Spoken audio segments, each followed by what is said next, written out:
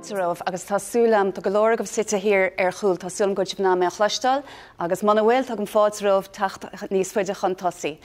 So, even bahan scalóra a déir siad agus tá golóir duine ann freisin agus déir siad gur even batha an bhúntóra agus is fíor sin. Bíon muid sir ar fe an tairí, bíon leihananta gear again, bíon muid sir seachtaí eile I gahabh na bliana agus ar nó má anamid leis fada golóir, tá seans fahan go mbeidh post buan agus pinsin a go leis. Céim gurrán doin. Agus bheith go maitha gomsa mar a dúirstónal is múntar bonscaile mé, is múntar éidecha speisialta mé, agus is brála mé. Is brálam na páistí, is brálam an scoilin na bhfuil mé, agus chuilechan atá gobarán, agus is brálam na obair a bhíonn sarsúlagam. Ach fós hain, tháinig an tam coppla blianachain gur bhégan dom stoppa. No. Okay, tháinig an tam coppla blianachain gur bhégan dom ar fad stoppa, ach tá sé se difriúil sin. So bégan dom stoppa agus bránú orm hain agus adbháilcham hain nach raibh gachrad ag aibrú mar is ceart I me héile.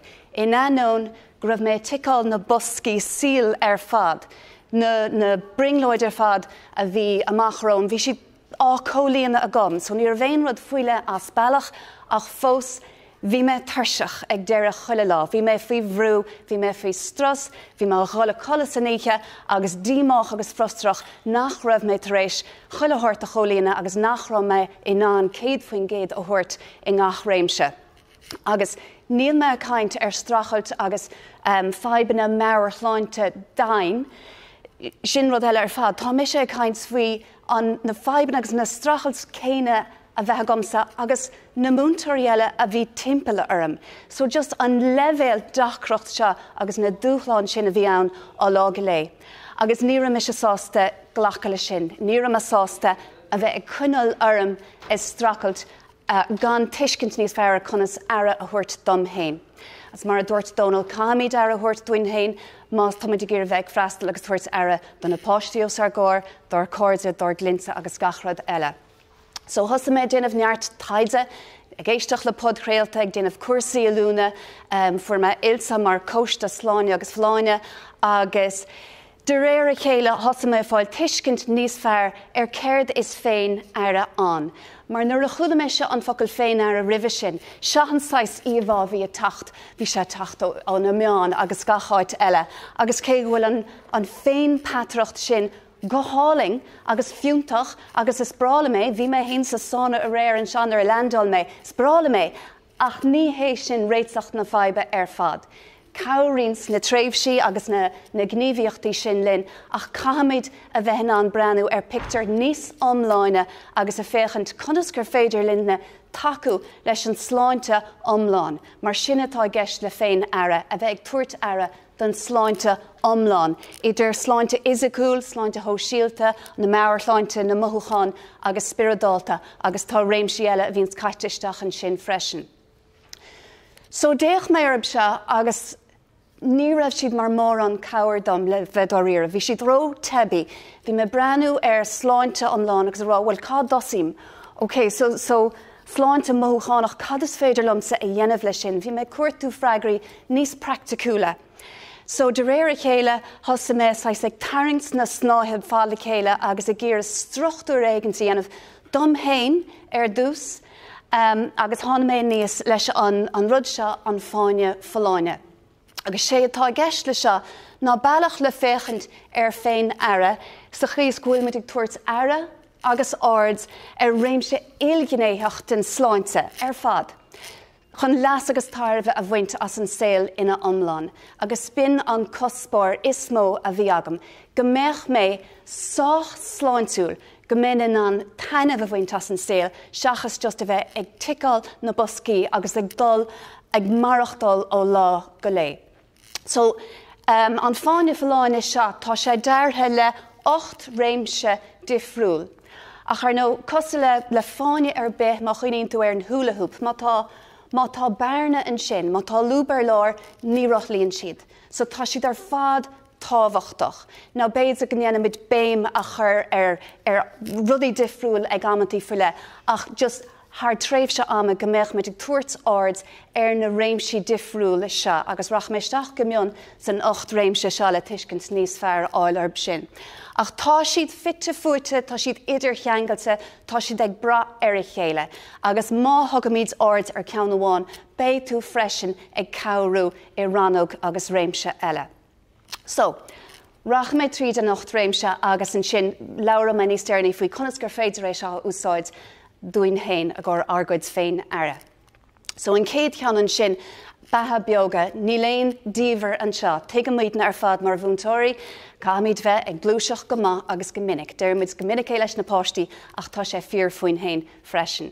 Go hána vinnic tá mé cinint gúil cloiste go faoi an 10,000 céim sin ar cheartúin a bheith a déanamh chuile lá, is tóis generálta é sin ach is tóis soch maithé. Is cabhardúin a bheith a cuiineh ar ihar áirid mar sin.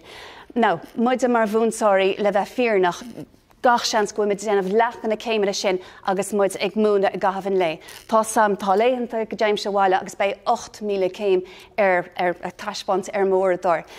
Now, is múntar takeíocht a fóla mé is scoil an a bhór, so cabhríonn sé sin leis na céimena a ardú. Ach, caimid choramíocht a bheith goin agus muid ag breanú ar na tuairimí se. So, tá sé iontach anáis an ihar sin a bheits a cheannach ar nó má táid a go le lísaníthe ag breanú ar na céimena agus tá 1,000 fós le déanamh. Ní cílín sin go gahamid go leach go dtíon na háirtín agus bheith ag rétimpa le gghearcail le ggéireann na céimena sin. Caimid bheith cíalmhar faoi. Go mecht sais an choramíocht sin ann haar tréimhse seachtainna, féidir na bheith réasúnta sásta go bhfuil muid ag boga soch minic agus ag tuairteanna deis nach líochta sin don chorp. Tá ihar eile an sin a lútear go minic ag na sainolaithe agus ní sainolaí mise ó héobh seateach go háirid ach an 150 nóméid ach líochta in aine seachtain. Is ihar úsáideach é sin dúin má tá tuiscint a goin ar céirtá gceist. So níl muid a caint ar 150 nóméid ag siúil timp na scoile sa chás se. Táid a caint ar ráta an chrí a ardú, táid a caint ar bheith as ionál beagán. Agus is cuma in áir a céim bailach gnéanaan tú é sin, béis sé difriúil a gur chuile duine agan atá se. So duine bháin atá gur a marathon ré agus ba duine eile gur cholamach a déanamh dam sa salsan, ó cibé eile tá. Fad támuid ag glúiseacht I mealach gohfuilimiid a chur stras éigent ar an crí, ar an ionál, ar na choras ar fad, na próseáil ar fad ag ráló cad a bheith rúiseacht, cad a bheith gobarnis agus mé a chuinal slán agus a bháilta iste. Agus ar nó tá níos mó a gceist leis an sláint a fisiciúil seachas an aclíocht agus an crí agus mar sin, cahamid a bheith láidir an in hain, so caihí an neart sin a bheith sna matán, sna cnáve, sna siúntaí, agus sin an fág mín an éiri sin béime sa lá an Johan ar tras tréáil. Má tá muid láidir sa chrí lár agus sa chorp ar fad, ben cawsaíocht níos fearr, ben choramíocht níos fearr, ben cóagar níos fearr, agus muid a golinn ís, tá níos lú seansan sin go méimiid ag titim, má tá na cnáhan níos láidre, ní bhéimiid ag brisin na cnáh sin, so cé go bhfuil muid a géir a bheith ag obair ar argóid ar a batha beogas a ggur an látá Johan, caimid freisin a bheith a cuioineh a fads támuid soch óg agus láinsúil, caimid a bheith tuairt aig ar an tauchaí freisin agus a duine cinnta go bhfuil muid ag legan na gloch sláinsúla dúin hain a machchan se. So, an pein rud eile a dhéras mé faoi sin inis mar le bheith fearnach ní léon rud nu an seadíobse, ach a cuiinúh má táimid a déanamh go leir gníomhaíochtaí, caimid stoppa freisin. Caimid bheith in an susa hógant, caimid bheith ag fáil colmhá le gur féidir leis an corp, chuile háirt a chuirla céile a ríist agus a Herbert agus a neart tú agus ní hórlíonn sé sin gan sus stad agus colma. So, skedul má ó héh colaie, am colata a bheith agat agus clí leis cach ihe cho fada is gur féidir.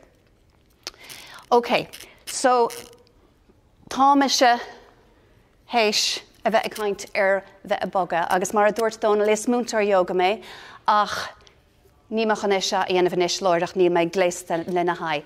Sin ráite, sílam gur smuoineh maithe béidir beganín glúiseachta a dhéanamh sibh se atá compórdach leis.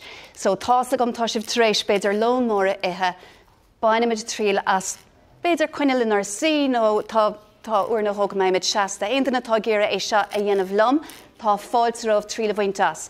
Seo an cineal rud gur féidir leat a bheith a déanamh sa seomra ranga le linn amlón, nó leis na páistí os de chóir. Agus é sin ráite chuilethirta atá má pléanne, baineann sé freisin le páistí agus le gach duine. So aontainna tá géire tríla bhaint as seo, tá miseach an fanacht seasteach ba liga me orm go bhfuil me hí, just so chuos go mé gachtainna inán mé eáil seasta mar tíomh go bheice sibh, agus just bainimiid tríal as é seo. So ag ordú na lábha in áirde, ag chuir lábha bhain sios, actually stop me a caint, just déanam a day.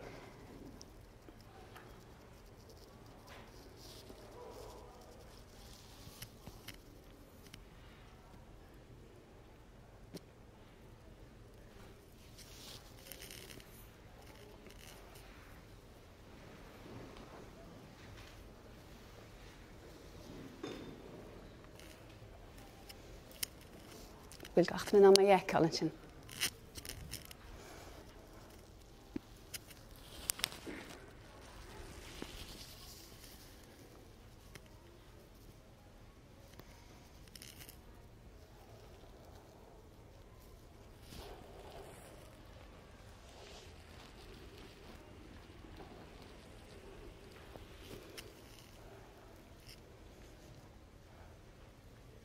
Seasaigh.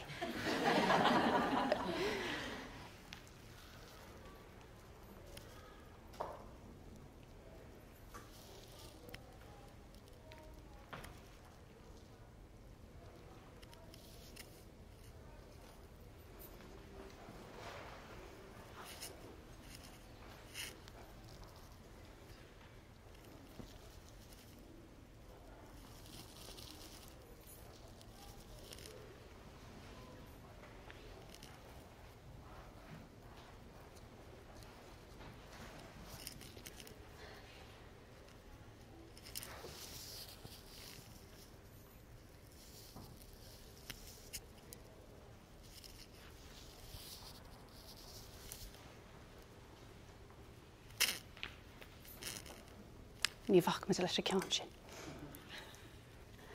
Tá má tuairt 3 rád an ceann se.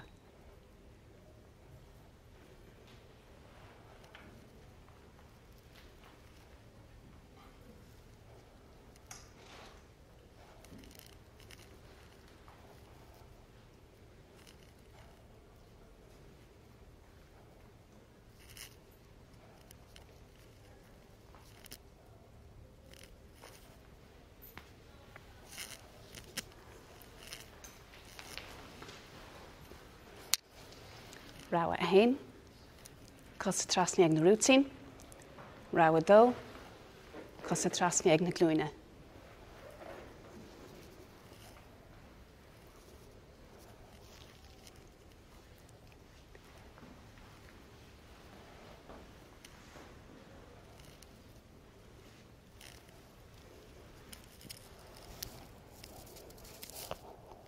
Ráha dó.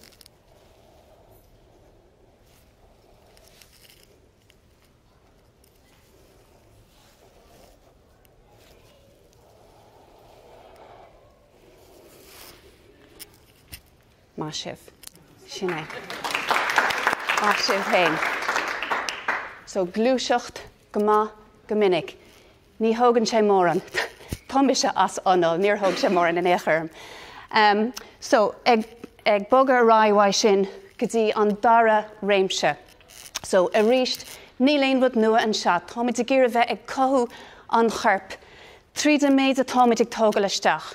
Now, obviously, tá muid a caint faoi bia fallán, agus níl me chun labhairt an umarcha faoi na réimsí difriúla de cineálacha bia atá i gceist le bia fallán mar tuigeann sibh sé tásta gom go dtí cíalmhara sibh, tuigeann sibh céir é tá muid ceapí bheith ag ithe.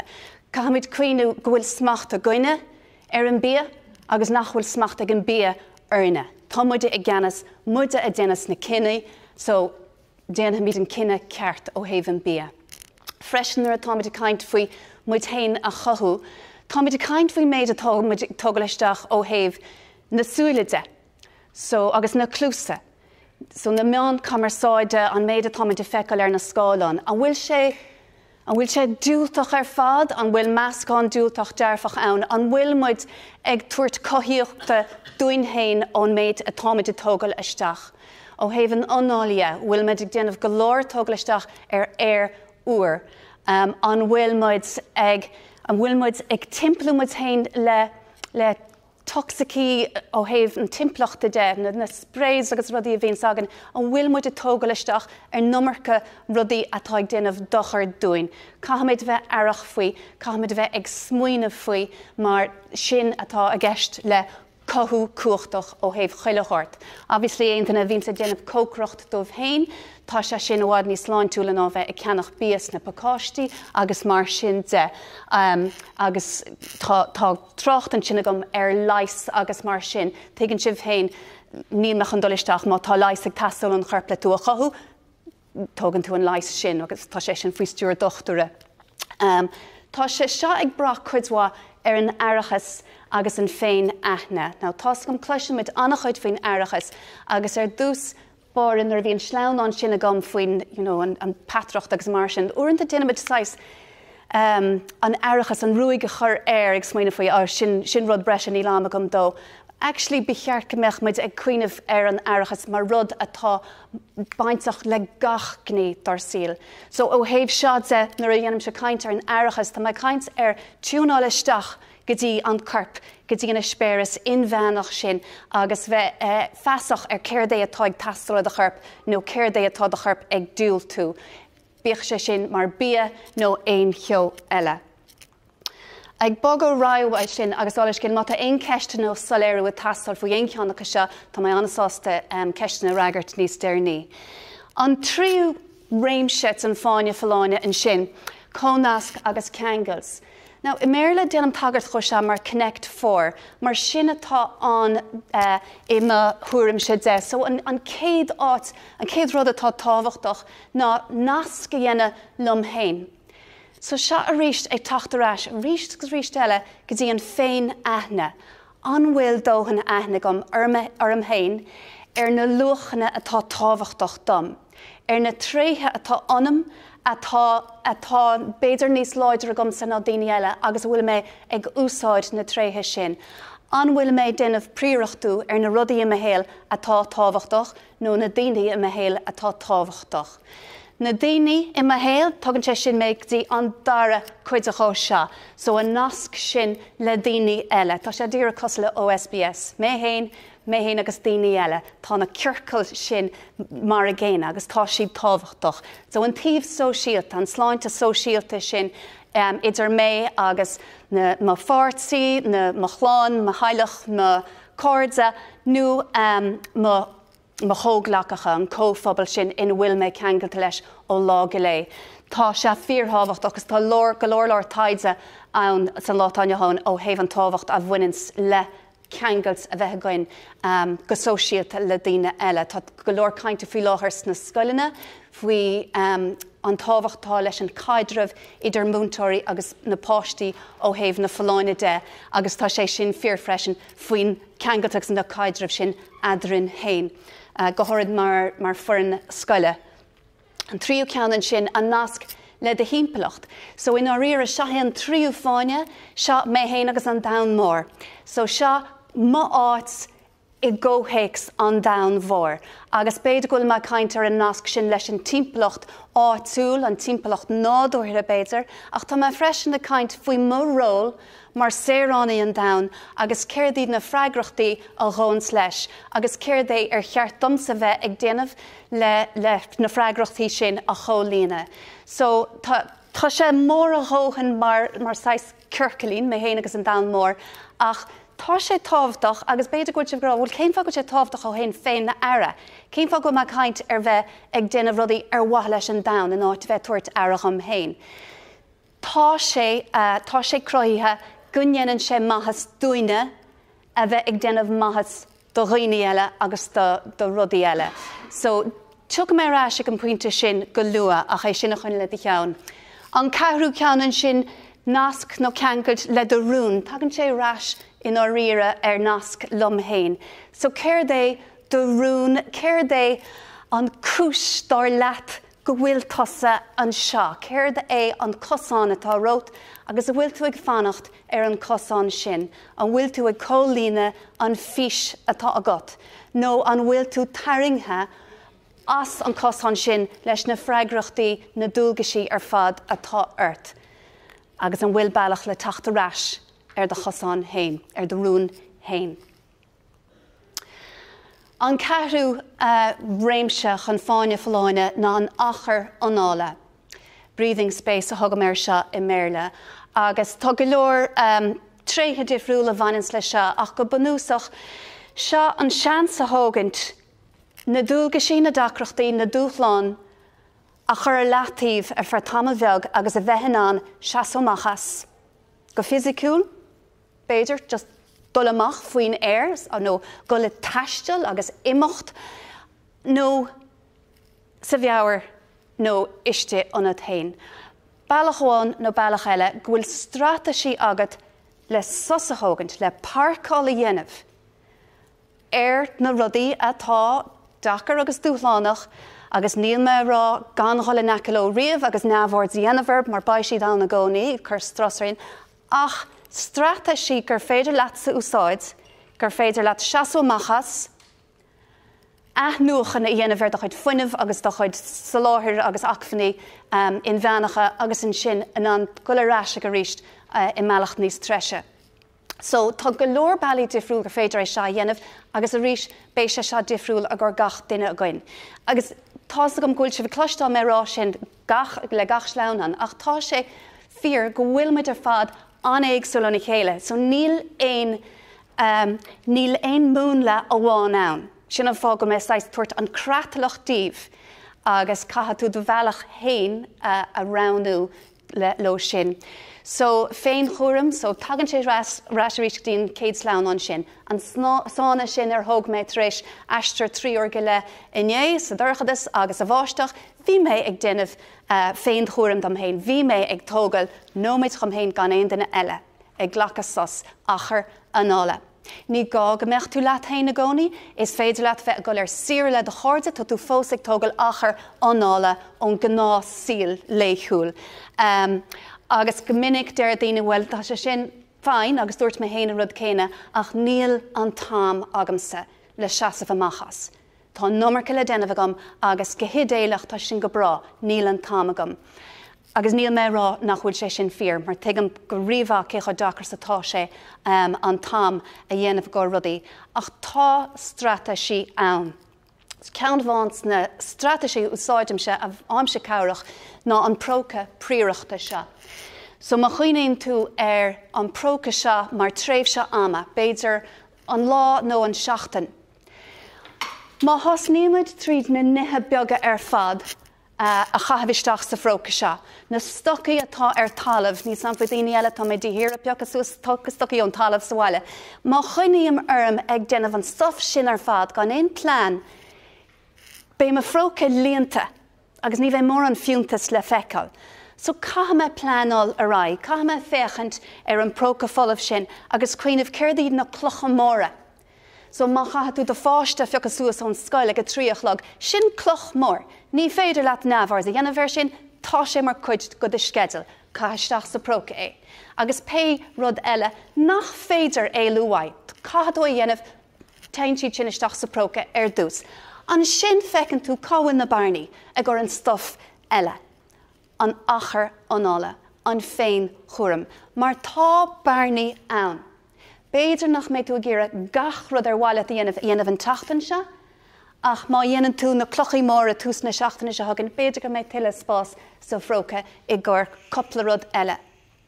Agus an sin deire, bain na stocaí fós am. Béidir nach néanam idir fad a bhailú, ach déanam coplacán. Fads nach ligan donna gaiineh sin an próca a líana agus chuilearthart a dhéanamh doléir.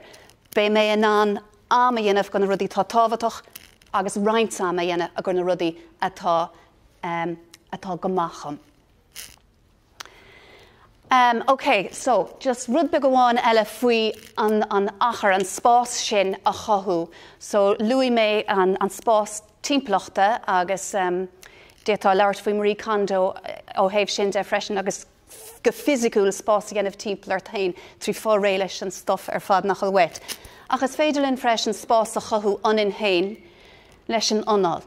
Agus seo rud dhéanam se go mion minic fáim se anúsáide ché. Tá go leor strateisi anála difriúla ann agus uaireanta fáin se beagáín amarcach.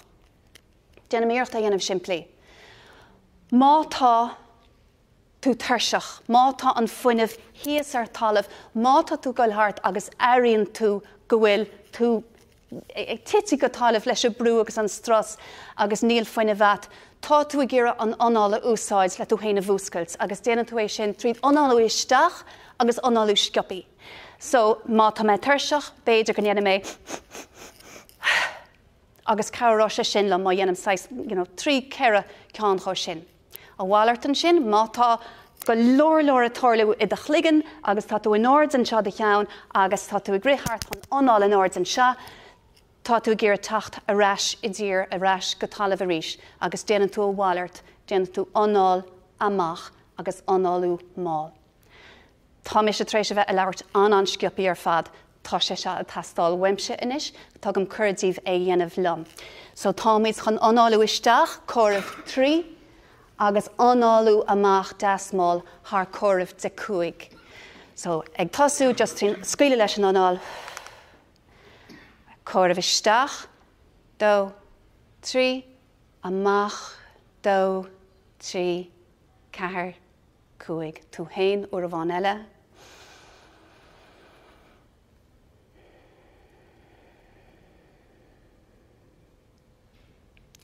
Go minic, sin ile atá tastal agus muid site sa seomar ranga ré leis an grúig a haring amach.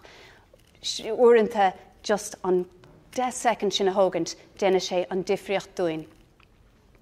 Ok, ag bog a rá mar sin agus cum a fear ar an tam. Ok, bog a rá mar sin, dín céad rud eile, so féin Herbert agus fólam, a bheith ag fólam agus ag fás ar fa an síl ar fad, an a hábhachtach don sláinte omláin.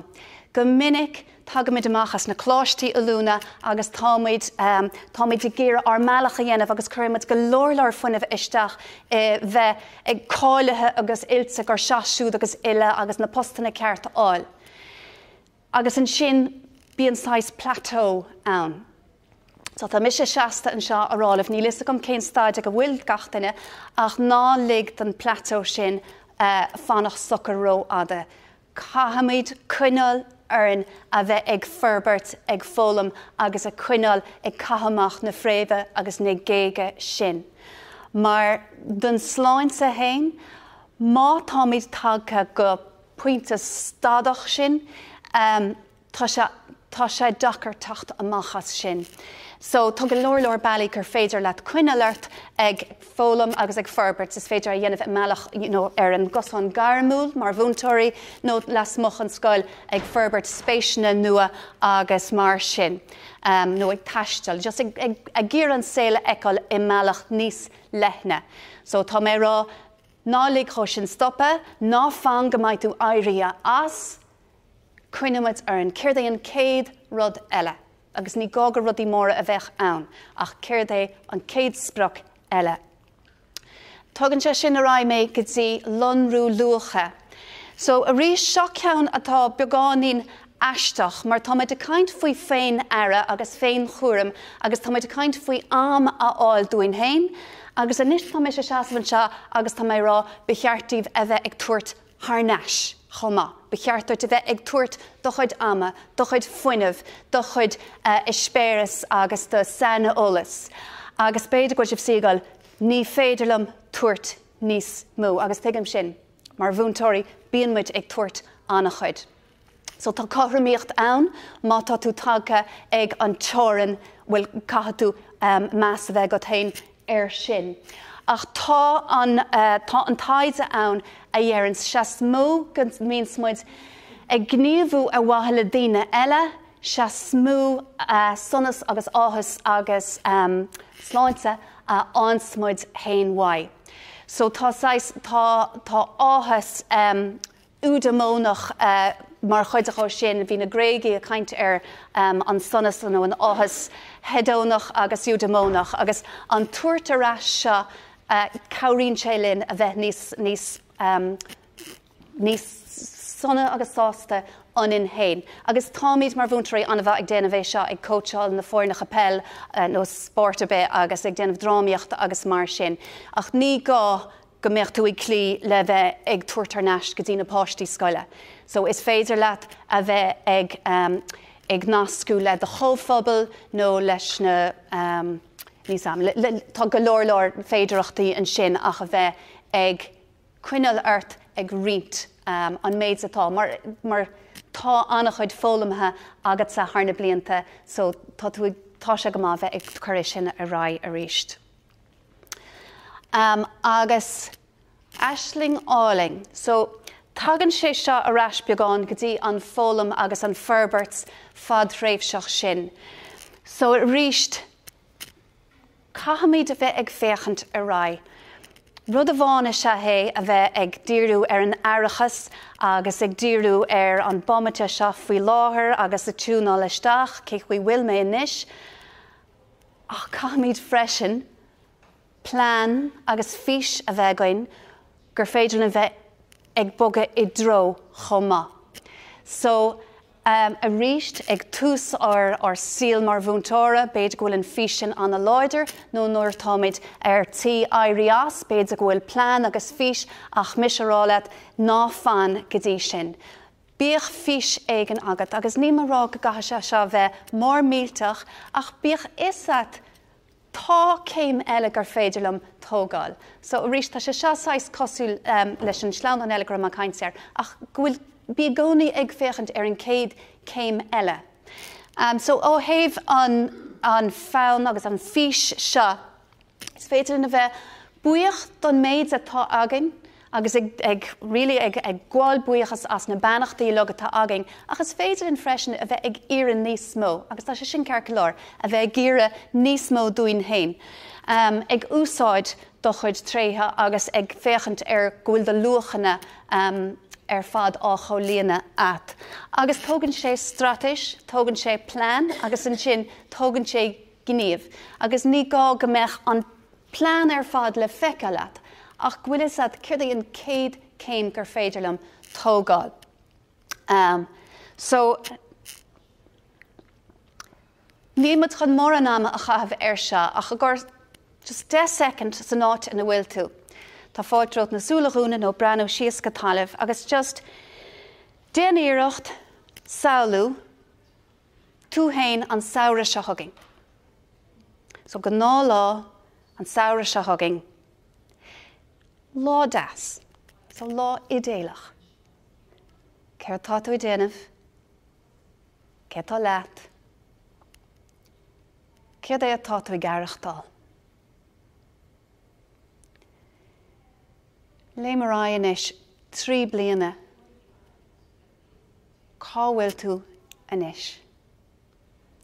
Céir atá dhéanamh agat. Cé atá timpealart. Conas a bhreathan tú. Déanaíocht díriúisteach rud I dearfachanna. Agus théará inis 10 blian. Cuoine cé níos a bhéis tú, cá méid tú, cé bhéis timpealart. Céir de bhéis tú a déine. Céir é an difriocht idir an láine muid site an seo, agus an íomhá sin atá agat dúirt hain faoi cheann 10 bliana. Céir é an cosán idir seo agus sin. Céir é an céad céim gur féidir leat sa tógáil I dro an fís sin, an tauchaí sin. Okay, so an Réimse déirnach don fáine fáine an seo ná an linne agus lúchar, agus rinne me tagar speag chu seo copanóid a hin, nuair a luúmé an áthas hedónach agus dúdamónach. sé tá gestan sin an áthas hedónach, sin an síl tainmhach. Sin tá an roller coaster tá buint an tainmhas tá an síl gohíntaach. nó sin an glunne fianna de láh agus tá blasáil an mhaid agus tá síl gohíntaach. Tá buint tainmh agus pléisiir as nóméid seo. Agus tá sé sin go bra. Ní léon rud míchearta sin, tá sé sin ag tastalhain bhean rialta. Ach tá an áthas tóisiúil agus tarbhach an sin, agus seo hína cín edamónach. So an síl tóisiúil sin ar atá tú I man gníomh a cinnt. Bíoh sé sin obair, nó sinnam an gitar, nó garíadóireacht, nó cibé héin, agus tá tú go thomláin istehan. So cailann tú feasacht faoi tréimhsí ama agus aithníonn tú daoine timpplair tá tú thomláin sáte istehan. Sin cineal áthas. Ní gádainn a bheith na roller coasters agus a gulamach agus a castal in ar corde le bheith sásta. Uaireanta ní thógann sé ach a bheith díirithe ar a dtéigint. Agus an tríú cheann sin an saol tarbhach, sin é an ceann rinne me tagart choníos luúthe an sonas an áthas sin na aimiid ó bheith ag tuairteráis, ag cabhrú le daoine eile. Tá linne agus luachar ag tastal inar síl, ach bé deire difriúil ar sin do gach duine agin. Tá... So, dúirt mé nús luúthe go bhfuil na réimsí seo an 8 ranóg gan fáine fáine, tá siad ar fad ag taú lena chéile. Ná tá beaggan íon brú amarm, so níomach an dul tríd é seo ar fad. Ach is lór tuiscint dá meach me de féchant ar bethe beaga an céad ceann sin an glúisceach glúisceminnig. Tá olamad bailí go bhfuil sé sin chun cabhrú le gach réimse eile, agus tá sé sin fíor is cuma cén ranó go bhéach mid air. Chonnig sibh féin bhí mé déanamh tras tagart le linn an taispántas mar tá siad fitte fuite ar fad lena chéile. So seo muid a ráis ríist go dtí an fáine fáine agus an 8 réimse sin. Thas muid le bethe beaga, cothú cuachtach, cónasc agus ceangals, achar anála, fás fút, linn agus lúchar, aislingálan agus lonrú lucha. Is uirlis é seo. Is uirlis féin bheastóireacht, tá sam nach mailin an focail sin ro an éir sin, ach féin bheastóireacht nó féin de fág mé mar sinne. Ach is uirlis sé gur féitlinn a úsáid le féchant ar síl hain, agus féchant cá bhfuil na bearnaí ó thaobh mo chuid sláinte omláin de. Céad iad na háitachaí nach bhfuil mé tuairt dóthain airde, nach bhfuil mé déanamh cuaram dom hain. So, aon den atá ggéireanna leann an seo is féidir de riomhfhosta ágáil ag deire agus duine é a cheola thugad. Ach an bailach an úsáideach tú seán mar uirlis, ná scór idir hain agus cúig a thuairt tá tain I ngach ceann. So déirmid béidir 3, just córann tú hain, 2, 3 agus taring lína ag an tríú fáine an sin. Agus é sinna dhéanamh ar gach ceann. So cécho sonna is atá tú hain leis duite na réimsíomh seo ar fad. Agus béidir go bhécha sé rud éigent cosla seo ag deire. So rinne mise é a chathúisteach just le go meach sé níos soléire. So láireach is féidir le eiceil an duine seo cothú cuachtach iontacht. Tá siad Tá siad a gihan rud I ceart, tá siad cuaramach faoin méid atá siad a tógáil isteach leis na man agus mar sin, ach aislingálainn. Beidir nach chuid siad tréis féchant a ráis a tauchaí in éair. Na beidir go siad sonna sásta leis an méid atá faoi láthair, ach níl siad tréis cuioine bhrá faoi bhfuil céir deile a bheith swim in níag se. So den duine sin beidir go mránach siad air sin agus déir siad right. Okay, well tá samanis le airthirt tam hain agus ferbert sa ghéanamh ar mo chuid sláinte ar fad, beidir go gatha mé díúisteach ar sin.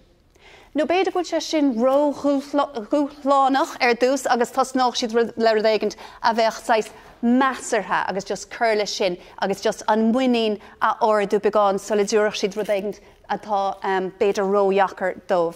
So fuúsa atá féchant cáhfuil na bearnaí agus cáhfuil na láidireachtaí agus cad is féidir am déanamh leis an tólas se chum hain. Tá mit beagnach ag a deireadh. So I'm sin tú cospóir éigins. I'm sin tú an áit atá tú I gcéire díreair le curle a chuid féin chuairim, agus an sin fáin tú cospóir éigint gur féidir leat curle sin. Mar ní lár ará, tá mé chun a bheith níos fearr githe. Tá sé níos réalaach má tá cospóir saniúil at. So sean sanna bhah bhfuil cloiste go faoine smart goals I méile agus tugamm sé staire arb se ach sin rud céine tá ann. Cá hí an cospóir se bheith saniúil. Céir tá ggéire déanamh cén fá cé eile bheits a gceist, cá mé bheith an é a thós. Cé nuair a bhfuil is agam gúil an tuire se buinteach agam. Céir é an sproch saniúil sin. A bhfuil sé an denta. An bhfuil na skillne agam, an bhfuil na hacfaní agam lené se a dhéanamh. An bhfuil sé réalaach agus a bhfuil sé ag tacht leis an fís nó an mé chur mo chuid am agus faoine bheith stachar dégant rilí nach príireacht é ó héh an picture omláine agus an féidirlam é dhéanamh le linn am tráthúil, an féidirlam é dhéanamh le sproch dáta nó sproch am faoi le. So nach rud é se a bheits mé súla bheith go ráis Cá mé a bhainteach is cospóir fuile é agus tá mé ggéire tic a chur le sin agus dul ráid go dtí an céad rud eile. Seo tagart beag den nós nasca ní dhéanam mór an caint faoi conas nósanna nua a chur gríoch. Tá leabhar anna bheith beidir go léite go bh Atomic Habits le James Clear agus déanana sé glór chuirsíos bailach gur féidir nósanna dearfacha a Herbert a híl. Ach seo just tuair amháin a bhaineas lei sin. So má tá tú tasú ar nós nua a chothú é sinna cheangalt le rud éigeanta tá tú hena féin ag déanamh go rialta fiú gan smuoinemh mór an faoi.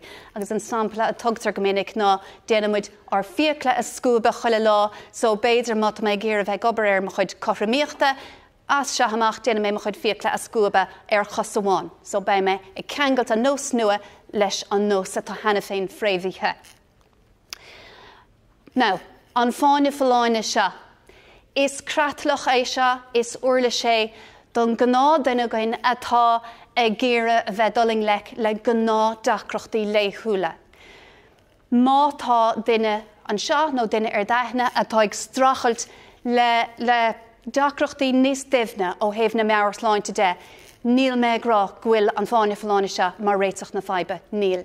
Cá sibh takeíocht níos duimhne, níos ilsa a lurg cho sin ach tá na hacfaní ann má héintúisteachtaí mentalhealthireland.ie tá go leor cúnamh an sin agus freisin an seirbhís cúnamh dostathe INTO counselling isteach go Google agus jofa tú ólas ar sin. Just has tú cin tú go bhfuil tá agam sa nach bhfuil me se seaan seo rá réiteach se se chuile aib, ní mar sin é. Ok, táid tacht chuig deire. Mar gnábhúntóirí táimid isteach go dtíon seomra fearna agus tá sé soch cuitínta dúin a bheith ag déanamh gearán. Agus I meallach tá sé sin go bra, because táimid I measc daoine a higgins na dacrochtaí atá gain. Ach, má táimid I gcéire a bheith in an doling leis an síl atá gain mar bhúntóirí. Cáimid tuiscint, níl muid chun gachrad a ahrú, tá an choras mar atá, agus béidir gur féidir len cabhrú leis na próséis atá ann le rudaí a ahrú harimach dama, ach cáimid ghlacha le méid ortha gach lá nar hiúlamid isteach an dúir sin ag lehartréise 8 nó cibé. So conas gur féidir len cinntu, go bhfuil muid in an thola rá leis an síl bhúntóirí atá réalaach dúin, ach gan ligand dó sin muid a haring síos. Uaireanta, just cahamid an iireachta dhéanamh é a chasa bunóscion agus a bheith níos dearfaí ó thaobh miúnde. Ní athró sé an méid atá ag tarlú ach athró sé an bailach gur féidir linn doling leis na dacrochtaí. So nuair a thaimse a lí chuile oíche, déanam cleachta beag amháin gach lá. Ardaím an ceithre bhéir ar mo lámh, agus cuimhníim ar ceithre rud a gahan lé an látá tríochnaithe atá mé buíoch asú. Agus I réir chéile ag déanamh an cleachta sin, feictear chum ghuiil mé ag tosnú ag breanú ar an saoil trí thuúla níos dearfaí.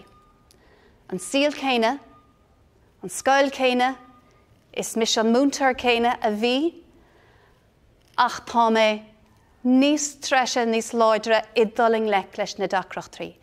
Trí mion dearfach a chathú, agus trí chinú, agus tachtarráis, agus a ráis a ríis go dtí an fáine fáine sin, agus féchant, an bhfuil éon barnaí an sin go gatha mise ords a thuirtó.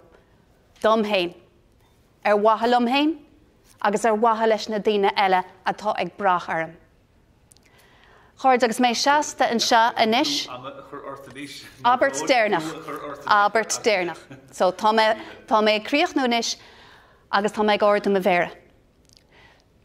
Tá mé fíormhuíoch gon me tak go déir na hráide se agus nach ra bhéon tubaiste rómhór an.